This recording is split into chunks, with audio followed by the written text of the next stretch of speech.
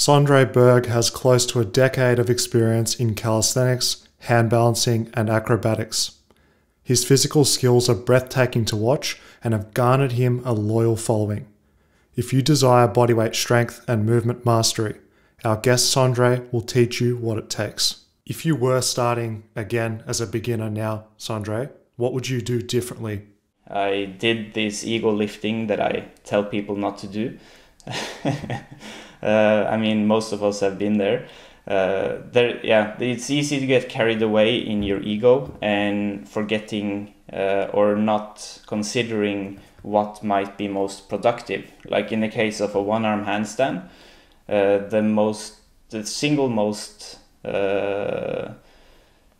destructive way of trying to learn a one-arm handstand is just throwing your hand out, trying to balance on one arm. You need to build it up gradually and actually focus on balancing. If you're not balancing, then you're not doing anything for your one-arm handstand. And for me, that was at least a year of wasted time. And I know it's like that for a lot of people as well. And a lot of people lose motivation this way.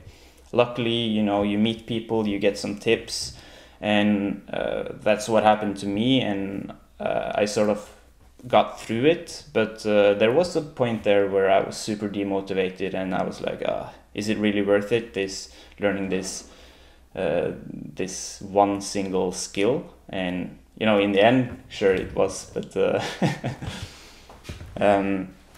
things like this, there's a lot of wasted time, but is it really wasted time? Because you learn a lot of things along the way as well. And I think that's something that people should consider, that it's easy to look back and say, I wasted so much time doing this and it was inefficient. But I mean, you might not gotten to where you are right now if it wasn't for those mistakes and the lessons that you learned from them. So in that sense, I'm pretty happy about all of my whole journey, actually, because it sort of led to how I do things now, which I'm very happy about. A lot of people want to achieve advanced bodyweight strength skills like yourself. What other bodyweight prerequisites you would say are important for people to master first? Well, I would rather call them beginner goals. And obviously the push-up, mastering the push-up in a sense that you can do at least 20, 30 push-ups without any problem, I say would be a very nice thing to develop. And pull-ups is a given. I mean, the easiest, those are the two easiest things to, not easiest in terms of skill, but easiest in terms of what you need in order to do them. I mean, anyone can find somewhere to do a pull-up or do push-ups on the floor, and you don't require that much equipment to regress these skills either. Can you just elaborate on why it is important to do the basics? Because people see the cool strength moves online and they think, oh, I'll just do them to get better at them. Who's this guy telling me what to do here? I'm just going to rush the process. Why do people need to do it? Well, basics are basics for a reason, and I'm not saying that people should blindly just do whatever someone tells them, but there's a reason why more or less every coach, calisthenics coach, emphasize getting a strong basic foundation, and that's important. Firstly, for injury reasons. I mean, especially for the straight arm skills and for a lot of other skills, there's a injury component, or I mean, you load your joints and your ligaments and your soft tissue to a much larger degree than you would in weight training exercises often. So you can potentially see a lot of injury if you don't spend considerable amount of time developing these parts of your body as well. In a planche, for example, there's the elbow joint is super exposed, and the bicep tendon as well it's not uncommon to get injured due to rushing progressions, especially planche progressions, for example. I agree with you, most definitely. And the way that I like to drill it home for people to focus on the basics is, as you said, you're more prone to injury. And if you're injured, you can't progress. So that's number one. Number two is it's likely to bottleneck your performance, because if you don't have that base level of foundation with strength, muscularity, tendon integrity, etc., your body will be a bit apprehensive on actually progressing to its potential, because it feels like there's something limiting it from going to that next point, because our body is designed to keep us safe, and bottlenecks exist for that reason. So I just ask you again just to really drill that home for people, because it will save a lot of time. They'll perform better, progress faster, and be a lot safer. Why do you use intuitive training and play in your workouts? Because that's sort of my reward. That's why I'm training strength training. That's sort of the ends to my means. The goals. My goals is to be able to do like crazy shit with my body, and that's why I'm putting so much effort into my strength training, so that I can see someone do something awesome, and then know that with a little bit of practice, then I can do the same, or I can get ideas like of cool sequences, combinations that I could do, and then I would know that, okay, if I just practice this and this and combine it in this way, then I will be able to do it. That's sort of been my main driver, and sort of why I do all of this. It's because I find this super fascinating. And you said this at the start, you having unstructured workouts sometimes and just playing is what allows you to have fun and be consistent.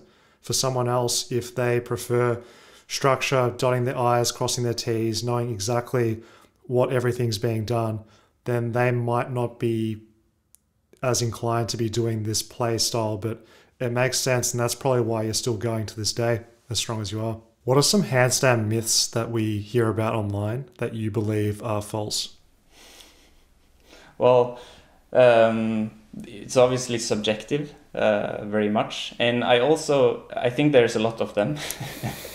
But I also think that it's important to realize that handstand has different functions depending on sort of where you want to do them. If you're a gymnast, then you might want to focus on different aspects of a handstand than if you are a circus artist or hand balancer or performer in that sense. If you're contortionist, then you may have other priorities. And if your main goal is to do a handstand push-up and you're a calisthenics athlete, just want to use the handstand to do functional training exercises and cool looking things, then there might be other things to consider. So when I say that I think there are certain myths out there, it's more or less related to it not being efficient in a way that it makes the handstand easier. I mean, a banana handstand has gotten to be the big bad wolf of handstands in everywhere, and I really don't see why, because this is the first handstand you learn. I mean, unless you come from a sport that has already focused a lot on shoulder flexion, then it's going to take you at least a year, maybe 2 or even 3, to develop this shoulder flexion. And for the listeners who are wondering, shoulder flexion, okay, it's the ability to raise your arms above your head in line with your body. I'm referring to here. And this is a mobility skill that it takes a lot of time to develop, and to then go to a beginner or intermediate hand balancer who's practicing handstands, can balance 5-10 seconds with a banana shape, and sometimes it's not because of poor shoulder flexion, but often it is. And then to tell him to flex your shoulders, open your shoulders, blah, blah, blah. And he's physically incapable of it because he's lacking the mobility. I find that stupid. Yeah, for sure. What's the alternative? Tell them that you can't do a handstand until it's perfect. Then you're robbing a big part of the population of the joy. Exactly. And that's definitely not more productive. In these cases, there's a difference between teaching a kid from scratch to hand balance and an adult who's haven't stretched his shoulders for 20 years. So in these cases, I usually see that the most efficient way of going about it is, of course, you should tell that person that, hey, your handstand is going to look better and it's going to be probably more efficient, and it's going to be easier to develop more advanced skills if you focus on your form. But for now, I would just suggest you practice these shoulder mobility drills on the side of your hand balancing practice, because it's not like I can give that person a cue that makes his handstand straight all of a sudden, because it's going to take months at least to develop that shoulder flexion. As long as you bend your spine so that your center of gravity is above your shoulders, and if you have no angle in your arms, if they are perpendicular to the ground, then you don't spend more force. It's exactly the same. You see contortionists, they're basically doing a one-arm bridge handstand, if that paints a clear picture, and they can hold that position for a minute or two, because they are flexible enough, and it looks cool when it's done on purpose, if that makes sense. How can we use bands to improve our bodyweight strength? I think bands are perhaps the most single useful tool in bodyweight strength training, because they're cheap and they're easy to bring along, and you get them in different widths, in different strengths, so you can ensure progressive overload in a structured way. And the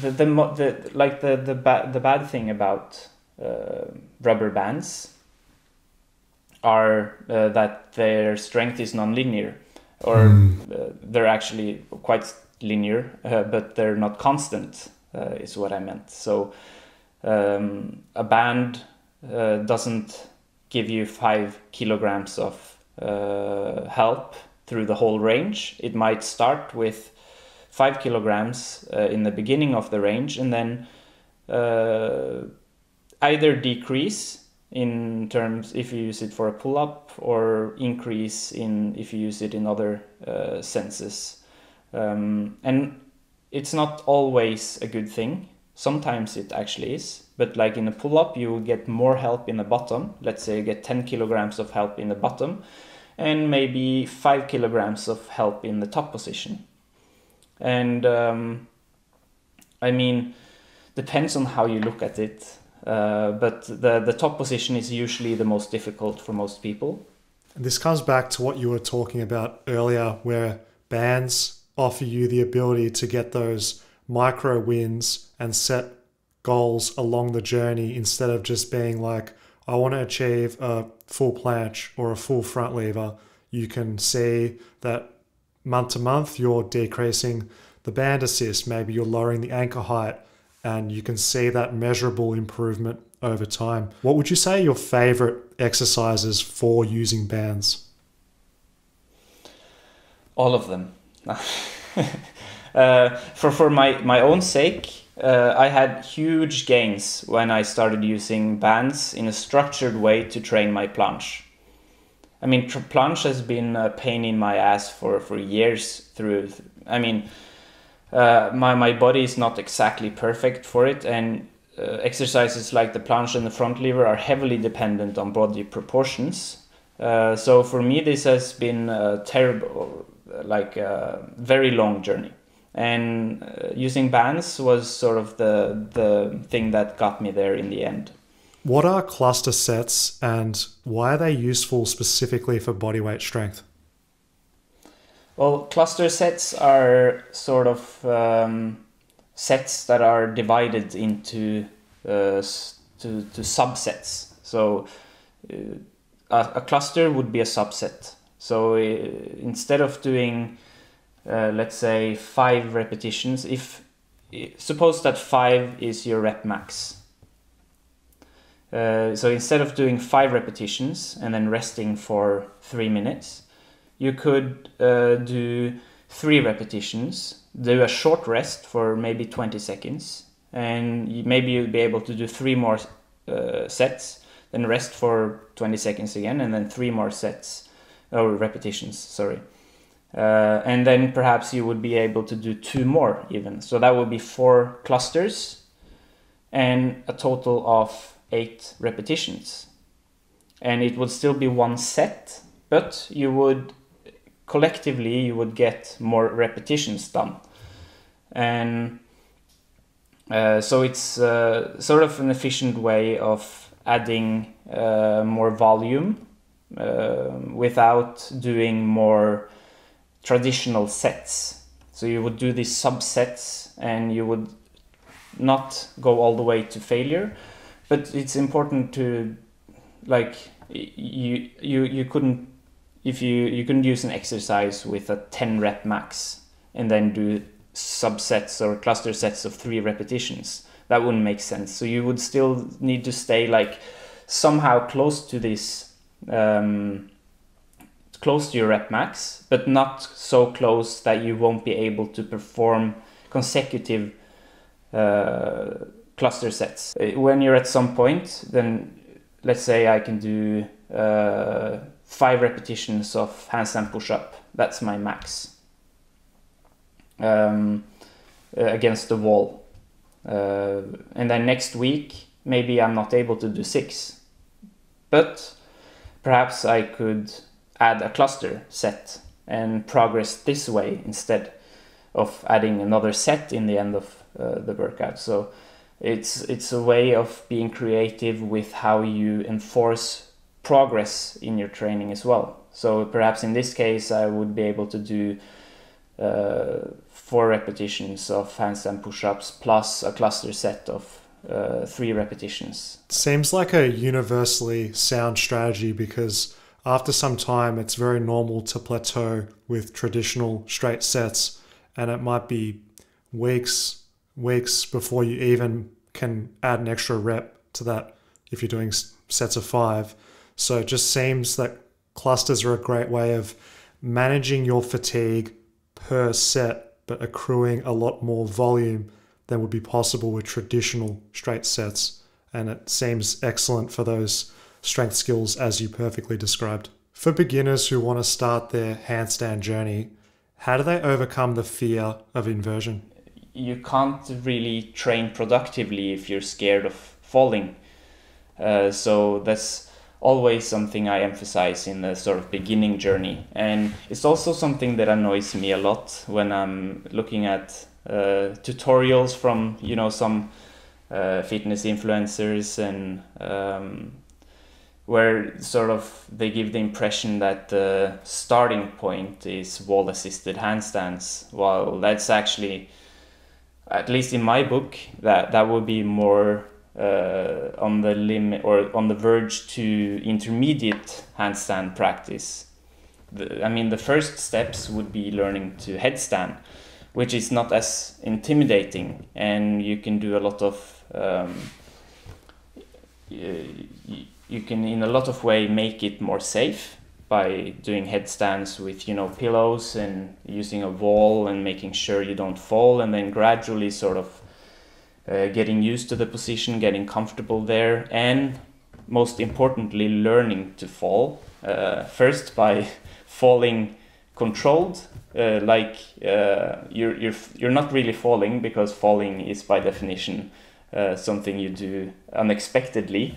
But if you expectedly learn to fall in a controlled way, then you can transfer this over to unexpected falling, if that makes sense. Yeah, that's fantastic advice. So both from a headstand and from a wall assisted handstand, once you sort of get there, and you have this technique that you can dry practice, like on the floor, and you can get your feet on a chair and then practice to sort of fall the right way. I mean, there's no one right way, but a safe way of falling is this wheel out technique, where you sort of just lift up one hand and throw one of the legs into the ground.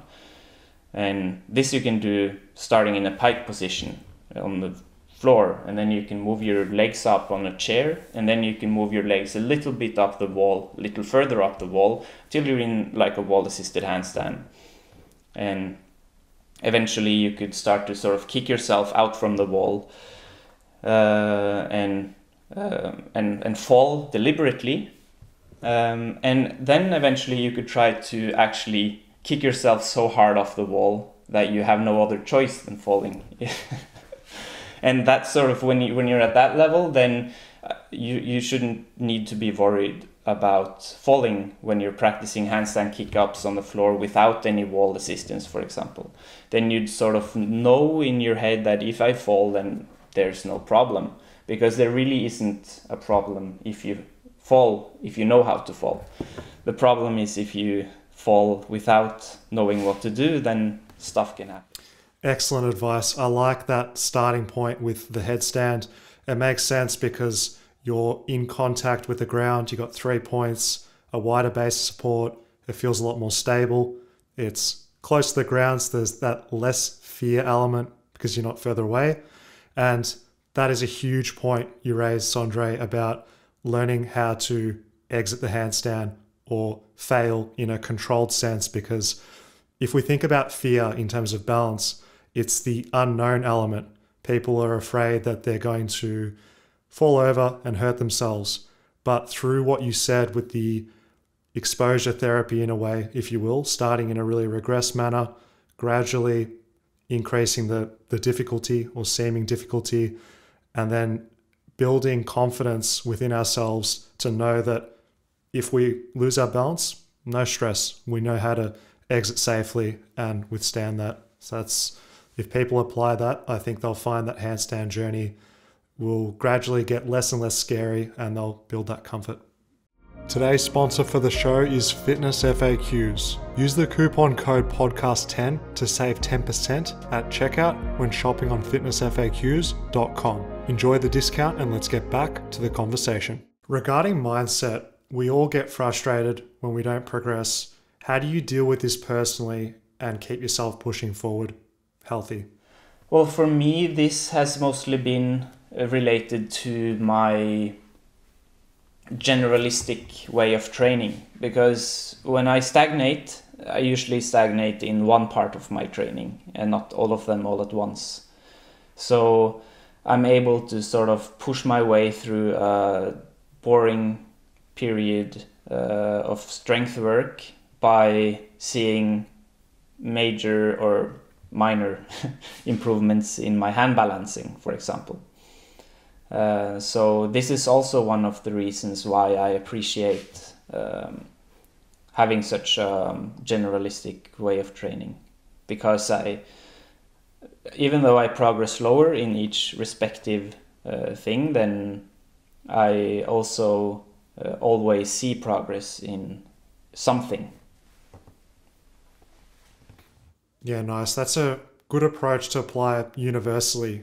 If you don't have all your eggs in one basket, you can still derive pleasure and fulfillment in other areas. And that's a good takeaway for people that are dealing with injury and pain as well. I feel that those that are too binary, I'm just doing this at the expense of everything else, if they have an issue, it crushes them. Their world's over.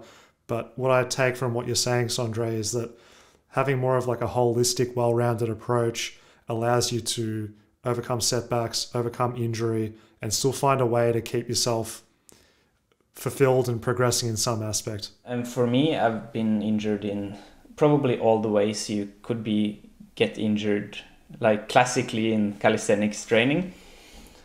And every time I never stopped training. Maybe a few days of just like getting off the burst sort of pain and stuff like this, but then there's always something. Even though I have a shoulder injury, I'm able to find positions that I'm able to train pain-free in. So as long as it doesn't aggravate the pain and worsen the injury, then it's totally safe to keep on working out and training. People often believe that their lack of core strength is the reason why they can't unlock a certain skill or strength movement. Is this true or false based on your experience? In terms of skills, it's most often false. I mean, core strength is important, obviously, and in some skills like, you know, the front lever and the planche and back lever, stuff like this, core plays a crucial role, although perhaps not as much as some people believe. And in handstands, for example, core strength plays no role whatsoever. It's core awareness, yes. I mean, a wall-assisted handstand requires some core strength because you are leaning onto your feet and you need some core strength to not collapse. But if you're doing a straight handstand, then no core strength really needed, other than a lot of shoulder strength and core awareness, spinal awareness. So it depends on the skill, I guess. But I think people overemphasize the core to this end. I think training core for me is more about learning to control my spine in different positions and getting strong in end ranges. I think that's much more useful in a skill perspective. No matter what sort of skill you want to learn, I think this will be a more applicable way of core training, if that makes sense. I love that distinction you've made between just brute strength versus the specific awareness of the rib cage, pelvis, the tilting of that, and awareness in a movement. And I am in agreement with what you're saying, Sondre, and a quick test people can do to see if their core is the limiting factor, and just to drive home this, is if you can hold a hollow body hold for 15 seconds, you've probably got enough core strength anteriorly for front lever stuff. It's a lack of scapular shoulder strength, which is reflecting itself in your posture. And the same can be said for the posterior chain. If you were to hold yourself off a ledge and keep your legs behind you in a reverse hyperextension manner, if you can hold that, you're probably sweet in that posterior core strength to be able to keep yourself horizontal in a back lever. So once again, if you're weak in those movements, it's a manifestation generally of scapular strength, shoulder strength limiting you in your posture. What would you say is the most controversial fitness opinion that you teach with Berg movement? Well, it might be how I emphasize higher volumes. I know there's a lot of talk out there about lowering your volume and to the extremes in some cases, where people recommend working out every 10 days and stuff like this. And I think to some extent, these extremes at least are, I mean, it sounds very nice, and I get that why people would want that. And in many cases, it might be people trying to give you what you want as well. I've never talked with a successful athlete who trains 1 time a week? Have you? No. Ever met anyone No. who's actually successful? No. And I think also volume should be an important part of your consideration. I'm not saying that high volume, high frequency, whatever is good for everyone. I'm just saying that you should consider this along your journey. As you get more advanced, as you get more fit, then you might want to revisit your volume. If you're training at the exact same volume now as you did 3 years ago, I don't think that's perhaps the best way to go about it.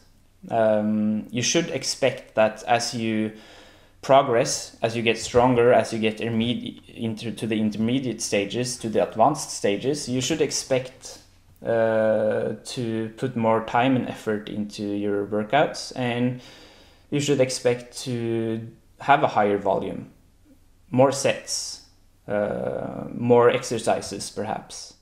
Yeah. And it also makes sense that you're going to have a frequency that is probably on the higher end because you're trying to get in this volume in smaller chunks, but accumulate it instead of, like you said, the person that's training once every week, for example, they would have to do a soul-crushing amount of work in one session to be equivalent of what you spread out over more days. Yeah, and there's been actually quite a lot of research also on the topic that as your workout length grows, then the efficiency of your workout decreases. And it's also not a secret that the earlier in a workout you do a certain exercise, the better you will get at this exercise, and the exercises that you have later in your workout will sort of give you less progress. And if you sort of extrapolate this, then it makes sense that one huge workout chunk is not necessarily the best way to go. How important are accessory exercises when it comes to unlocking specific strength skills? I mean, it depends. I don't find them necessarily crucial. Depends on your weak links, I guess. But the thing about strength skills in particular is that they are most likely targeting your weak links, or they will necessarily be targeting your weak links.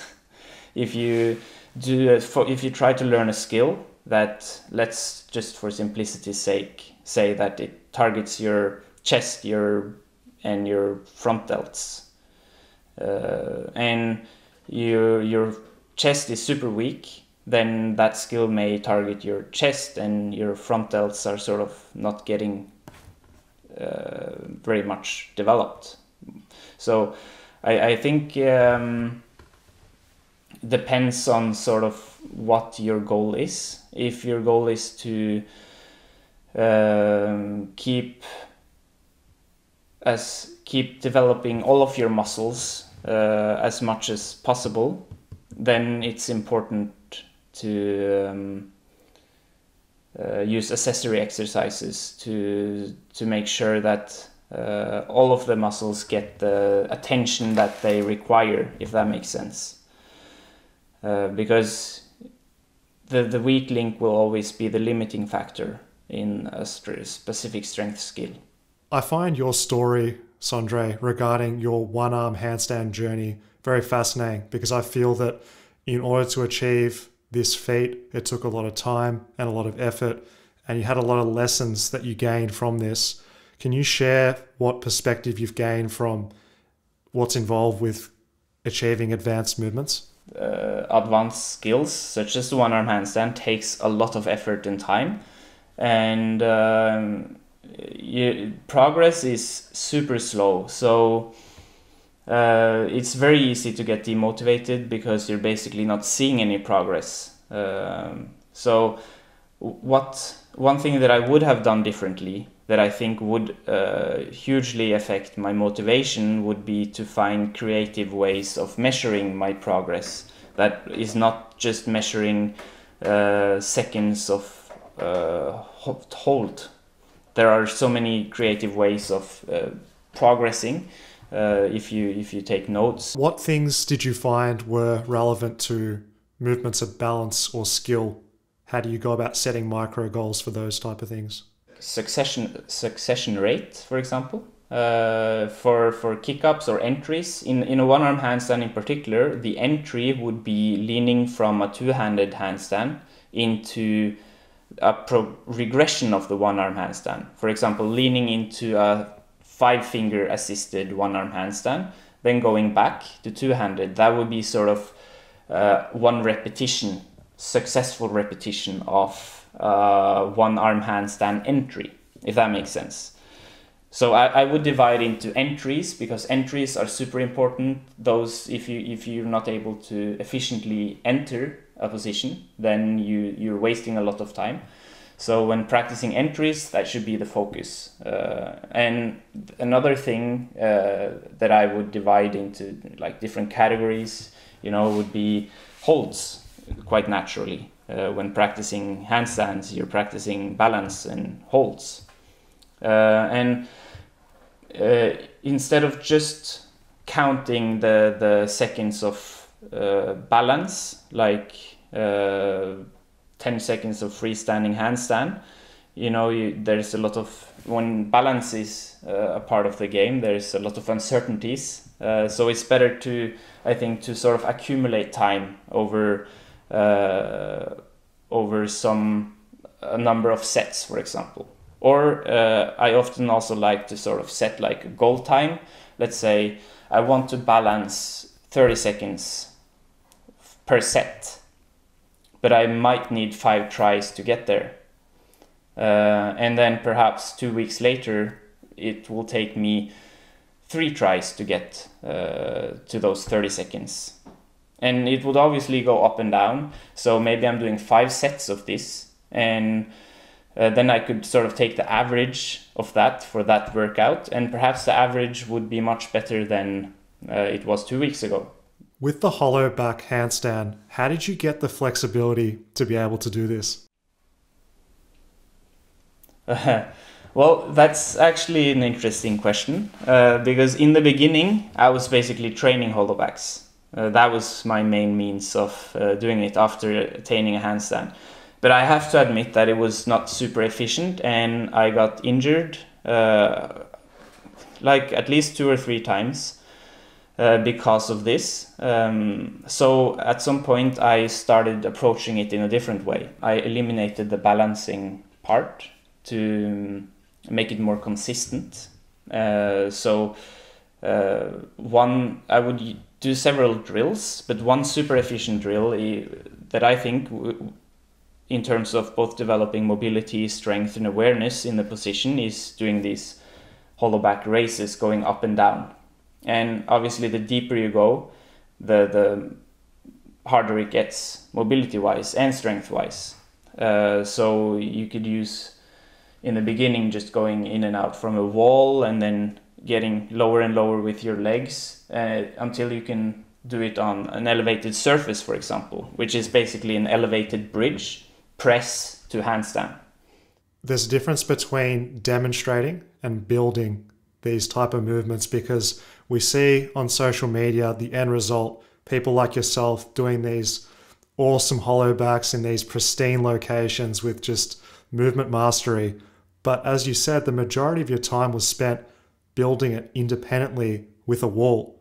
And I just think that that's something that needs to be drilled home for listeners and viewers, that experts are getting down in the trenches and doing the seemingly boring stuff with a wall to really build themselves up. How would you simplify scapular strength? Because we know that it's very important for calisthenics moves. Well, the easiest way to sort of look at it is sort of as a shoulder stabilizer.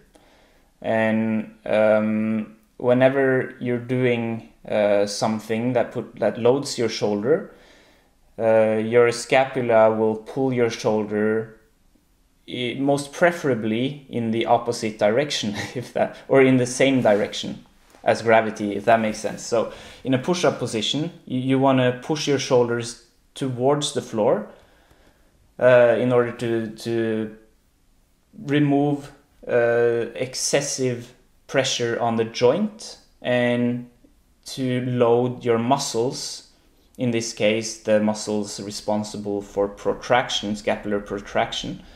So this is sort of the way I usually look at it, to deload the joint and to load the muscles. And this is, I mean, shoulder positioning, scapular position is often confused, but scapular positions is, or scapular positioning is basically pushing your whole shoulder joint into different positions. So while you have your rotator cuff, which is actually rotating your shoulder joint, then you have your scapula, and your scapula, the muscles responsible for scapular movement, they are basically displacing your whole shoulder girdle. They're elevating it, depressing it, protracting it, retracting it, and in most cases the best position is in the direction of gravity. I don't think it could get any more simple than that. That's a great tutorial right there. What are your favorite variables for improving body weight strength without adding weights? Well, it would depend on the exercise, but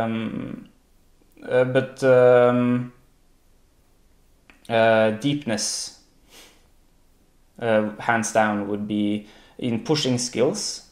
For example, I think is very much neglected in, range of for motion. example, range of motion. Increasing range of motion in handstand push-ups, for example. Same for pull-ups, you could increase the range of motion there too. Would be very applicable to muscle-ups if done explosively, slow muscle-ups if done more static way. But in pull-ups, it's very difficult to measure. And I like to be able to measure. In push-up kind of movements like handstand push-ups, it's very easy to measure the increase of range of motion by elevating your hands on specific surfaces of specific heights. That's definitely one way, but there are 100 ways of increasing difficulties, I guess. You could increase the lever in lever kinds of movements, like going from a tuck front lever to one leg open half lay or an advanced tuck or whatever. That would basically be increasing the lever and thus increasing the angle in your shoulders and make it more difficult that way. But lately I've started experimenting a bit with weighted pull-ups, and I've even tried weighted handstand push-ups a little bit, just to sort of get a feeling for how. Welcome to the dark side, mate. Yeah, right.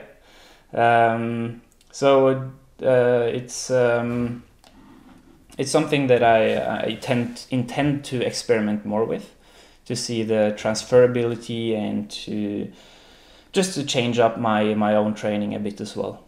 I think that's important as well, to change it up for motivation's sake, and also to sort of develop perhaps parts of muscles that has been neglected due to specific paths in the past. What are your thoughts on greasing the groove for obtaining neurological strength? Well, I think I haven't used it a lot myself, but I think the sort of idea behind it is very sound. It's basically high frequency training for a specific skill. Whereas instead of going hard couple times a week, then you go slow and easy every day. And for some skills, I think it would make very much sense if it's easy to do anywhere. or if you have the equipment necessary, accessible at all times, more or less. Yeah, I just feel that if people are going to grease the groove, they should be really strategic with how they do it. In addition to what you said with choosing the right movements, actually train at a lower intensity. So you can't be maxing out every day, every single set. It needs to be like 50 to even 80%. If we have a spectrum of intensity relative to frequency, with Grease the Groove, we're doing it often daily. So the frequency is high, the intensity has to be lower in order to get away with that, as opposed to how most people prefer to train, which is higher intensity, lower frequency in order to allow themselves to recover. What would your advice be for people that want to learn acrobatics as an adult? Basics again. I mean, everyone, every adult who wants to learn acrobatics wants to learn the backflip.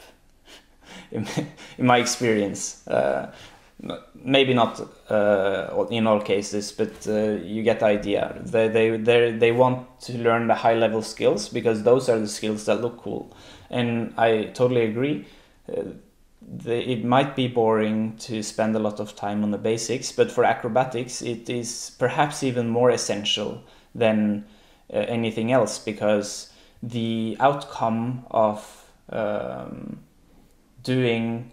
failing and falling in a wrong way could be devastating. I mean, landing on your head in a backflip is not something you want to do, even though it's fine in most cases. You don't want to rely on luck.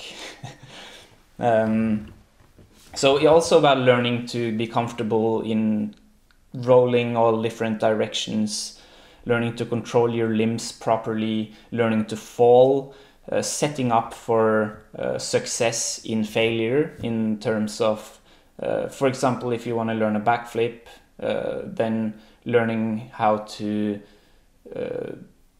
bail out of a backflip by throwing your hands in the ground. Perhaps you'll hurt your wrists, but that's better than landing on your head, you know. So, and also there's a lot of strength and awareness in the acrobatics world as well. If you want to learn a backflip, you have to learn how to jump, both technically and strength-wise. If you can't jump higher than your hips, then you won't stand a chance learning to backflip. And the higher you jump, the easier it will get and the safer it will get, actually. Even though the distance you potentially could fall is higher, then you're much more likely to rotate enough if you have a high enough jump. Legendary podcast, brother. Where can people find out more about you and learn from you?